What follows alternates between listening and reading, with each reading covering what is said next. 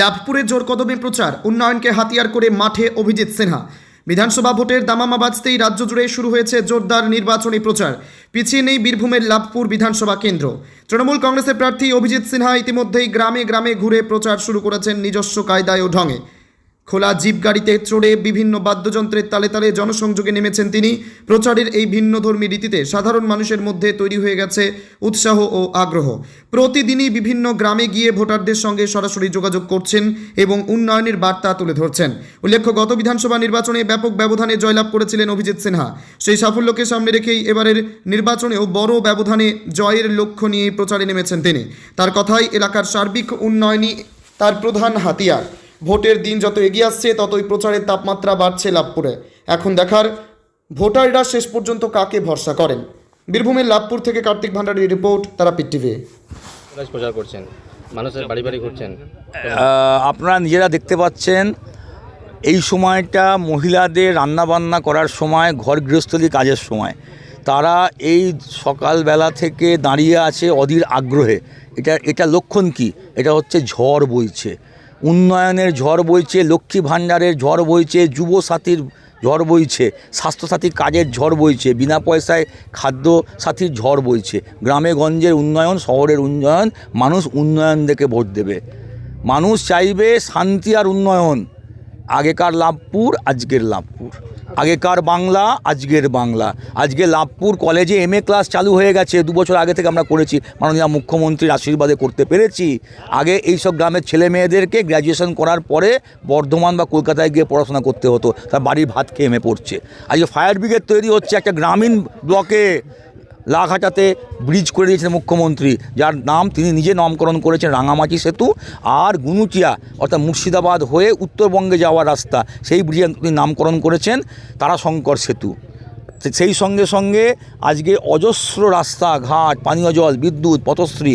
তার সঙ্গে আমার বিধানসভায় বাম আমলে বন্ধ হয়ে থাকা আমোদপুর চিনি কল বা সুগার মিল, সেটা তিনি ইন্ডাস্ট্রিয়াল পার্ক হিসেবে ঘোষণা করেছেন। 12 কোটি টাকা দিয়েছেন, তার কাজ চলছে। দীর্ঘদিন ধরে খেলার মাঠ আমোদপুর প্লেয়ার্স অ্যাসোসিয়েশনের মাঠে আজকে স্টেডিয়াম তৈরি হচ্ছে। আজকে আমোদপুরে 5 কোটি টাকার ওপরে তৈরি হচ্ছে নতুন মার্কেট। আজকে সাউগ্রামে নতুন পুলিশ ফাঁড়ি। তাহলে বুঝতে পারছেন উন্নয়ন কোন। সেই সঙ্গে লক্ষ্মীর ভাণ্ডার বেড়ে গেল, যুব সাথী আজ তো ঘরে ঘরে 21 থেকে 40 বছর মাধ্যমিক পাস, সে তো ঘরে ঘরে আজকে তারা 1500 করে টাকা পাচ্ছে, মানে বছরে 18,000 করে টাকা। উন্নয়নের ভোট, মমতা বন্দ্যোপাধ্যায়ের ভোট। বিজেপি সারা বছর থাকে?